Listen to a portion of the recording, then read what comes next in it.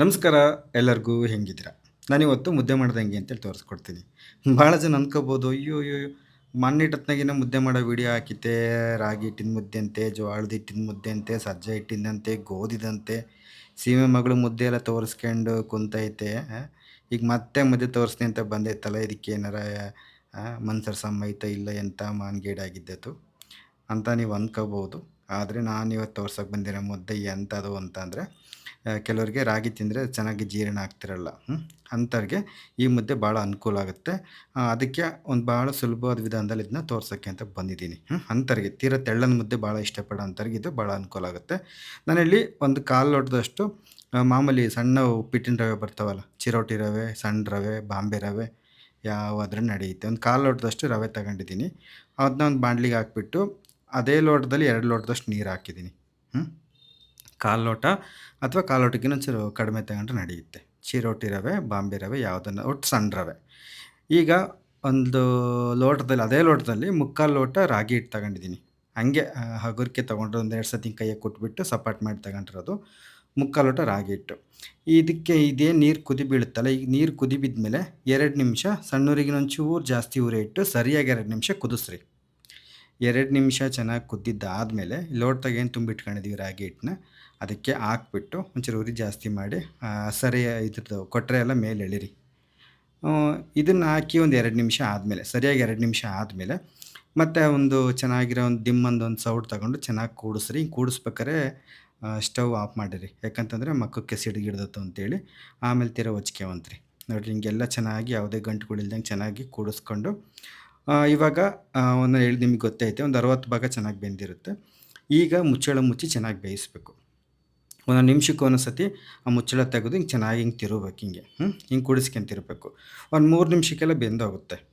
ಭಾಳ ಜನಕ್ಕೆಲ್ಲ ಗುಮಾನ ಆಗ್ಬೋದು, ಇದೇನು ಬೆಂದಿರುತ್ತೆ ಅದು ಹೆಂಗೆ ಒಂದೊಂದು ನಿಮಿಷಕ್ಕೆಲ್ಲ ಚೆನ್ನಾಗಿ ಬೆಂದ್ಬಿಡ್ತೈತೆ 3 ನಿಮಿಷಕ್ಕೆಲ್ಲ ಅಂತ ಅನ್ನಿಸ್ಬೋದು. ನಾವು ಇಲ್ಲಿ ಕಡಿಮೆ ಪ್ರಮಾಣದಲ್ಲಿ ಮಾಡ್ತಿರೋದ್ರಿಂದ ಭಾಳ ಹೊತ್ತೇನು ಹಿಡಿಯೋದಿಲ್ಲ. ಹಾಗಾಗಿ ನಾವು ಹಿಂಗೊಂದು 3 ನಿಮಿಷ ಹಿಂಗೆ ಮುಚ್ಚಳ ಮುಚ್ಚಿ ಒಂದೊಂದು ನಿಮಿಷಕ್ಕೆ ಒಂದ್ಸತಿ ತೆಗೆದುಬಿಟ್ಟು ಹಿಂಗೆ ಗೂರಾಡಿ ತಿರುಗ್ಕೊಂಡ್ವಿ ಅಂತಂದರೆ ಅಷ್ಟೊತ್ತು ಚೆನ್ನಾಗಿ ಬೇಯುತ್ತೆ. ಹಸೆಗಾಯಿ ಮಾಡ್ಕೊಂಡು ಹಿಂಗೆ ಒಂಚೂರು ಮುಟ್ಟಿದ್ರಿ ಅಂತಂದರೆ ಕೈಗೆ ಅಂಟಿಸೋದಿಲ್ಲ, ಬೆಣ್ಣೆ ಬೆಣ್ಣೆ ಆದಂಗೆ ಆಗಿರುತ್ತೆ. ಆವಾಗ ಚೆನ್ನಾಗಿ ಬೆಂದುತ್ತೆ ಅಂತೇಳಿ. ಹಿಂಗೆ ನೋಡಿರಿ, ಹಿಂಗೆ ಒಂದು 3, 4 ನಿಮಿಷ ಹೆಚ್ಚು ಕಡಿಮೆ ಆಗ್ಬೋದು. ಒಟ್ಟಾರೆ ಏನಪ್ಪ ಅಂದ್ರೆ ಹಸೆಗಾಯಿ ಮಾಡ್ಕೊಂಡು ಕೈಯಲ್ಲಿ ಒಂಚೂರು ತಗೊಂಡು ಹಿಂಗೆ ನೋಡಿದ್ರಿ ಅಂತಂದರೆ ಕೈಗೆ ಅಂಟಿಸ್ಬಾರ್ದು, ಅವಾಗ ಚೆನ್ನಾಗಿ ಬೆಂದಿತ್ತೆ ಅಂತೇಳಿ. ಕಡಿಮೆ ಮುದ್ದೆ ಮಾಡ್ತಿರೋದ್ರಿಂದ ಗಾಢ ಬೇಯುತ್ತೆ. ನೀವೇನು ಅದ್ರ ಬಗ್ಗೆ ಏನು ಆ, ಜಾಸ್ತಿ ತಲೆ ಕೆಡ್ಸ್ಕೊಳಕ್ಕೆ ಹೋಗ್ಬೇಡ್ರಿ. ನೋಡಿರಿ ಹಿಂಗೆ ಚೆನ್ನಾಗಿ ಬೆಂದಿದ್ದಾದಮೇಲೆ ಈ ಕಡೆ ಇಳಿಸ್ಕೊಂಡು ಮತ್ತೆ ಇನ್ನೊಂದು ಸತಿ ಕೂಡ್ಸೋದಕ್ಕೆ ಮುಂಚೆನೇ ಇನ್ನೊಂದು ಸತಿ ಚೆನ್ನಾಗಿ ಹಿಂಗೆ ತಿರುಗಬೇಕು. ಯಾವ್ದಾರ ಗಂಟು ಪಟ್ಟು ಇದ್ದಾವೇನೋ ಅಂತೇಳಿ. ಈ ಥರ ಮಾಡೋದ್ರಿಂದ ಗಂಟುಗಳು ಏನೂ ಆಗೋದಿಲ್ಲ. ಭಾಳ ತೆಳ್ಳಗೆ ಹಳ್ಳೆ ಅಂತ ಮುದ್ದೆ ಅಂತೀವಲ್ಲ, ಎಂಥ ಚೆನ್ನಾಗಿರ್ತವೆ ಅಂತೀರ. ಅದು ಗಂಟ್ಲಿಗೆ ಇಳಿದಿದ್ದು ಗೊತ್ತಾಗೋದಿಲ್ಲ. ಮುದ್ದೆ ಚೆನ್ನಾಗಿ ಬೇಯಿತು ಅಂತಂದರೆ ಕೈಗೂ ಅಂಟ್ಸಲ್ಲ, ನುಂಗ್ಬೇಕಾದ್ರೆ ಗಂಟ್ಲಿಗೂ ಅಂಟ್ಕೊಂಬಲ್ಲ. ಭಾಳ ಚೆನ್ನಾಗಿರುತ್ತೆ. ಹಾಗಾಗಿ ನಾನು ಏನೇನು ಹೇಳಿದ್ದೀನಿ, ಏನೇನು ತೋರಿಸಿದ್ದೀನಿ ಇವೆಲ್ಲವನ್ನೂ ಕೂಡ ನೀವು ಚಾಚು ತಪ್ಪದಂಗೆ ಪಾಲಿಸಿ ಈ ಥರ ಮುದ್ದೆ ಮಾಡ್ಕೊಂಡು ತಿಂದ್ರಿ ಅಂತಂದರೆ ಭಾಳ ಚೆನ್ನಾಗಿರೋ ಮುದ್ದೆಗಳು ಬರ್ತವೆ. ತೀರಾ ಬನ್ಸಿ ರವೆ ಹಾಕ್ಯಣಕ್ಕೆ ಹೋಗ್ಬೇಡ್ರಿ. ಇವನ್ನೇ ಬಳಸ್ರಿ, ಸಣ್ಣ ರವೆನ. ಕೆಲವೊಂದು ರವೆ ತೀರಾ ಹಿಟ್ಟಿ ಕಡೆ ಆಗಿರ್ತವೆ. ಅಂಥ ತೀರಾ ಹಾಕಕ್ಕೆ ಹೋಗ್ಬೇಡ್ರಿ, ಗಂಟು ಗಂಟು ಆಗ್ಬಿಡ್ತವೆ. ಒಂಚೂರು ಕಾಳು ಕಾಳು ಇರಬೇಕೆಂದ್ರೆ ರವೆದು ಕಣ ಒಂಚೂರು ದಪ್ಪಕ್ಕಿರಬೇಕು. ತೀರಾ ಹಿಟ್ಟಿನಂಥದ್ದು ರವೆನೂ ಬರುತ್ತೆ. ತೀರಾ ಅಂಥದ್ದಾದ್ರೆ ನಿಮ್ಗೆ ಒಂಚೂರು ತ್ರಾಸಾಗುತ್ತೆ ಅಂತೇಳಿ ಅದಕ್ಕೆ ಹಂಗಂತ ಅಂದೆ. ನೋಡಿರಿ ಈ ಒಂದು ಮುದ್ದೆ ಯಾರಿಗೆ ಅನುಕೂಲ ಅಂತಂದರೆ, ಇಡೀ ಸೀಮೆ ಮೇಗುಳದ ಎಲ್ಲ ಥರದ ಮುದ್ದೆನೂ ಮಾಡಿದೆ ನಮಗೆ ಈ ಮುದ್ದೆ ಸರಿಯಾಗಿ ಬರ್ತಿಲ್ಲ ಅನ್ನೋರಿಗೆ.